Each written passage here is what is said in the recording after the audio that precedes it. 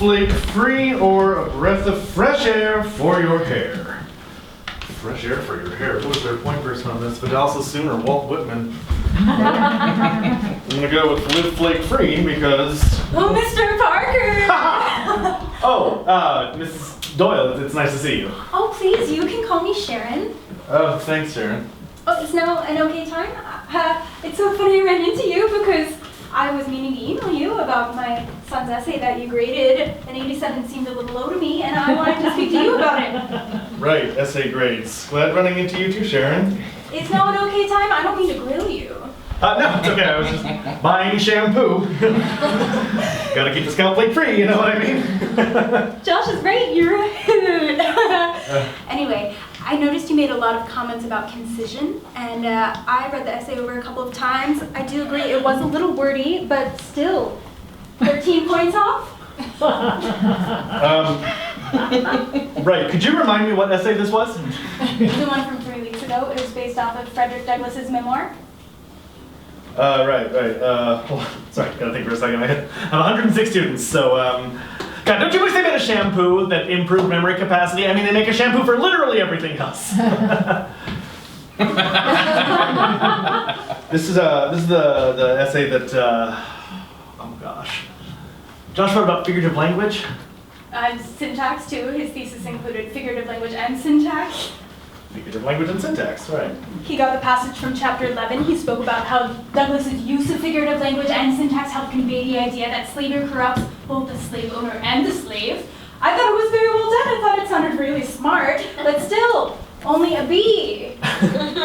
Look, I print out rubrics before they write the essay so the students know what I'm looking for. I mean, it's not like I sit there with my mean red pen looking for errors and deducting a point for each. I hate to say it, but if I said it wasn't concise, it probably wasn't concise. I think what's stopping us from reaching an understanding is that we don't have the essay in front of us. So I'll just text Josh and ask him to send over a photo of it. It won't be a hassle. It's still out on our kitchen table, I think. No, you seem to have a pretty good handle of the details all on your own. Look, Mr. Parker, I know Josh, okay? Josh won every spelling bee in his elementary school. Josh had all of his times tables memorized before he turned 4. Josh spends 6 hours a night on homework, and he would never turn in an essay unless he knows that it will get an A. Sure. My son is not a B student. He deserves only A's. Okay. Oops. Okay, let me zoom out a moment. I have this spreadsheet at home where I keep track of past valedictorians and stuff, and it's given me a pretty clear idea of what Josh needs to aim for. How can he get his average up? Like, what are the things he can do to bring himself to the 98 that he needs? He needs the 98! Look, if this one essay is just giving Josh so many problems, then he can come and stay after school and I can work with him one-on-one, but I don't offer extra credit. You stay after on Mondays and Thursdays in A103, right? Yeah? Well, maybe we can start coming over and getting some extra support. We? Oh my God. Oh, I'm so sorry. Here, let me get some paper towels. Take this. Oh, geez, I'm so sorry. Such a klutz.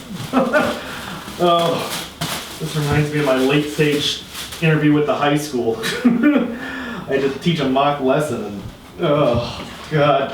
On my ride to the school, my lunch, spaghetti and meatballs just explodes all over me. I was in such a panic. I called my brother and he reminded me that the only thing I can do is just, go with the flow. Anyway, I got the job. My mock lesson went great, by the way, and now I carry a bottle of bleach with me wherever I go. That was a joke about the bleach. Oh, here, hold on a second. I think I got some on your shoulder. Sorry. And now your sweater is dandruff-free. Mr. Parker? Yeah. You don't have to worry about my shirt. Seriously. Are you sure? I mean, this coconut bliss shampoo seems to have everything but the bliss. I don't think we've resolved the Josh issue. There's still a huge red 87 on the paper that I have at home. God, Sharon, it's an 87, not a dunce cap permanently fused to his cranium. This isn't a single 87. This is a huge defect on his transcript. There is no such thing as a single 87. If even one number doesn't begin with a 9, that's it. There goes his shot. Don't you think you're speaking just a little hyperbolically? Every grade matters if Josh wants to succeed, even the little ones. I don't want to get super mean and be super stern with you, but I am a high school English teacher, okay? I spend more time in high school than high schoolers do. I know the stresses they are under every day. I can see the rising expectations and stresses and craziness. Do you have any idea how many parents I have been harassed by? How many millions of emails I have received, all with the same 100 crazed attitude? And the way you're all looking at it, I mean, don't you think you're blowing this a little out of proportion? I mean, you can't think that your standards are reasonable, can you? Josh is just so smart, and he's so kind. I can't bear to think of him living in a world that doesn't know that. Having all hundreds doesn't make you special, it makes you a robot. Josh is just such a good kid. He's funny and he's kind.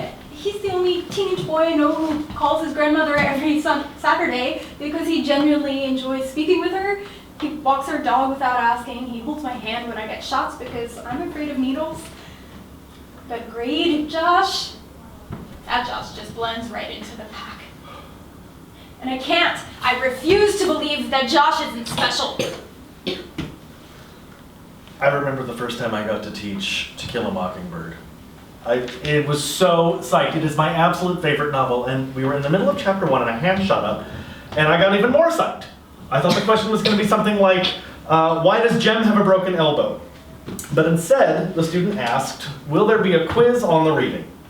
And that's when it hit me. You know, I understand that grades need to exist. I'm not saying that colleges and stuff should ignore them. But it upsets me, it hurts me, when a student would rather try to get an understanding of To Kill a Mockingbird to get an A+, than to get a deeper understanding of empathy. All these other moms just seem to have it figured out. I see them scrambling around town, setting up SAT tutors, college counselors, study plans. I never wanted to be a crazy mom. But if I forfeit, I lose. Josh loses. And I'm worried sick that him not getting into a top school will send him into a spiral of self-doubt. Look, I have been a teacher for 19 years. I have had millions of different students with millions of different levels of talent, and they've all been fine. They've all gotten into college. Yes, it would be nice if Josh got into Princeton, but I'm sure he'll be able to be happy anywhere he goes, okay? Think of all the celebrities you know, all the people you consider to be successful. Do you have any idea where any of them went to college?